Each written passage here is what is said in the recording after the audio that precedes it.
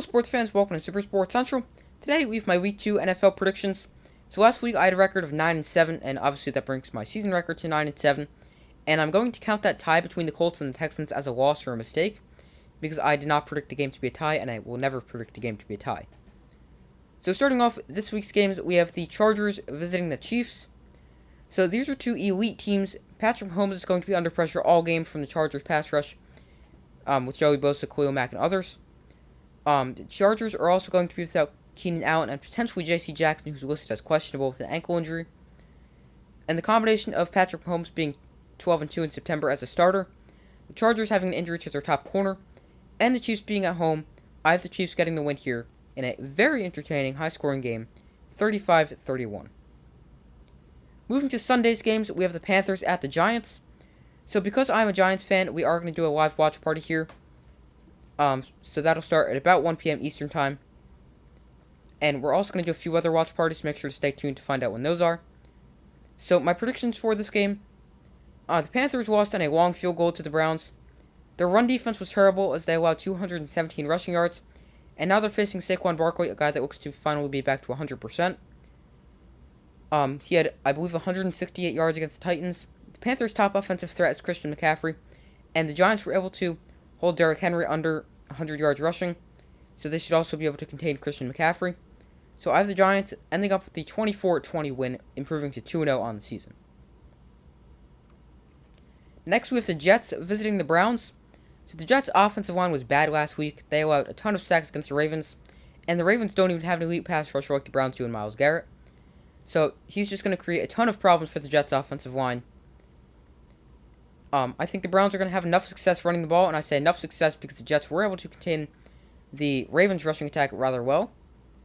But I have the Browns improving to 2-0 in the season as they get the easy win at 24-10. Next, we have the Commanders at the Lions. So this was an extremely tough game to predict. The Lions had a comeback attempt fall short last week against the Eagles, and the Commanders actually came back to defeat the Jaguars. Carson Wentz looked pretty good. I have gone back and forth in this game. In fact, I think it's going to be a back and forth game.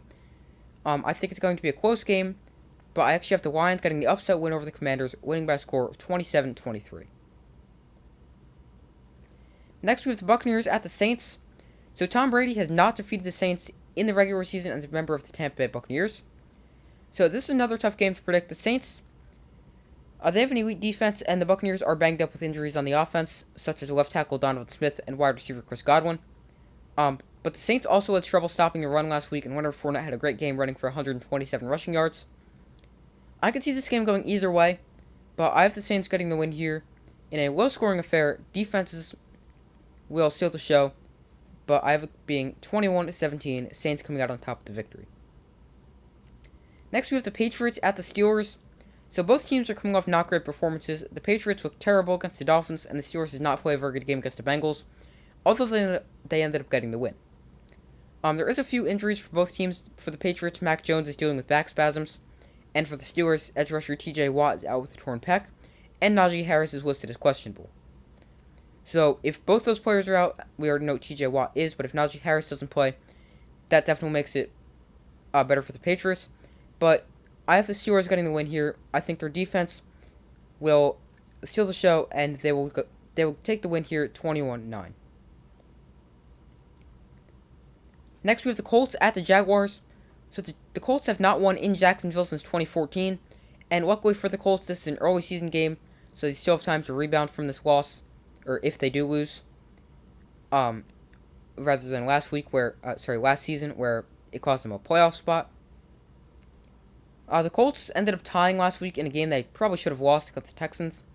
Jaguars lost to the Commanders. The Colts are playing consecutive road games to start the season, and the Jaguars are playing their home opener. So I'm going to take the Jaguars here in the upset win, 23-20. Next, we have the Dolphins at the Ravens. So last year, the Dolphins beat the Ravens, and that started their big winning streak they would go on to end the season. I would look for the Ravens to try to run the ball with Lamar Jackson and former Dolphins running back Kenyon Drake. I would also like to see how the Ravens secondary looks against Tyreek Hill and Jalen Waddle, as they do have some really good players back there in the secondary. Rookie Kyle Hamilton, Chuck Clark, Marcus Williams, Marlon Humphrey, and others. But I have the Ravens ending up getting the win over the Dolphins in a pretty good game, 27-17. Next, we have the Falcons at the Rams. So this was one of the easiest games to predict. So you have the defending Super Bowl champions against a pretty bad Falcons team. The Rams are hungry for a win after they got destroyed on Thursday Night Football by the Bills. And the Falcons ended up blowing leads at the Saints. I think this is the perfect opponent for the Rams to get back on track with, as they will end up with the 31-7 win over the Falcons. Next, we have the Seahawks at the 49ers. So the Seahawks beat the Broncos, and Geno Smith looked really good in that game. The 49ers lost to the Bears in a game where the entire field was essentially one gigantic puddle. Seahawks go into San Francisco on a short week, and I think Trey Lance will have a better game in better field conditions, and the 49ers will end up getting the win 29-20. Moving on, we have the Bengals visiting the Cowboys. So the Cowboys are without Dak Prescott, so they're going to be starting Cooper Rush at quarterback. Joe Burrow had a terrible first half last week against the Steelers. But in the second half, he looked a lot better. I think the Bengals are going to pick up their first win of the season with a dominant win over the Cowboys, 34-17. And the Cowboys are just too limited offensively to keep up the Bengals with Cooper Rush at quarterback. Next, we have the Texans at the Broncos. The Broncos host the Texans in their season opener. The Texans should have beaten the Colts, but they ended up having to settle for a tie. Russell Wilson and the Broncos are coming off a disappointing loss to the Seahawks in Russell Wilson's return to Seattle. I think the Broncos will get the first win here, as they will defeat the Texans pretty easily, winning by a score of 33-16. Next, we have the Cardinals at the Raiders. So the Cardinals were destroyed by another AFC West opponent in the Chiefs, and now they face the Raiders, another AFC West team. The Raiders ended up playing pretty well in their loss to the Chargers, but I do have the Raiders ending up getting the win in a high-scoring affair, winning by a score of 35-27. Next, we have the Bears visiting the Packers on Sunday Night Football. So this is the second game we will have a live watch party for. It will start at approximately 8:10 Eastern Time, or 10 minutes before kickoff. The Packers are coming off a really bad loss to the Vikings, where their offense looked bad, their defense wasn't great, they had no answer for Justin Jefferson. But luckily they're not playing Justin Jefferson again, they're playing the Bears. Aaron Rodgers owns the Bears, and the Bears ended up getting a surprising win last week over the 49ers, where the field was a monsoon. Aaron Rodgers owns the Bears. I have the Packers getting the easy win, big win over the Bears, bouncing back from a bad loss to the Vikings, winning by a score of 31-10. And moving on to Monday Night Football, so we're going to do a live watch party for the Titans against the Bills, and that'll start at approximately 7 o'clock Eastern Time. And then once the Titans-Bills game ends, we will transition into the Eagles-Vikings game. So starting off with the Titans visiting the Bills, the Titans got off to a bad start. They had a heartbreaking loss to the Giants. And the Bills had a dominant win over the Rams, and they showed they're probably the best team in the NFL. Plus, they're playing an extra rest, 11 days to be exact, going from Thursday Night Football to Monday Night Football. I have the Bills getting a good first home win of the season in their first home game, winning by a score of 29-17. Next, we have the Vikings visiting the Eagles.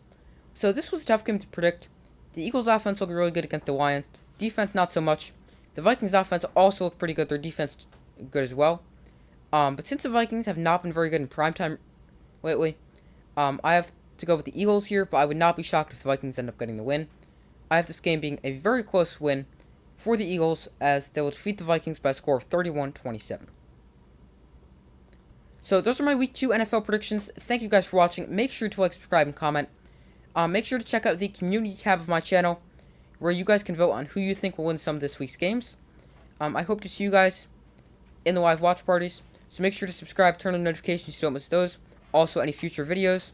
So like, subscribe, comment. I do my best to post as often as possible, and I will see you in the next video.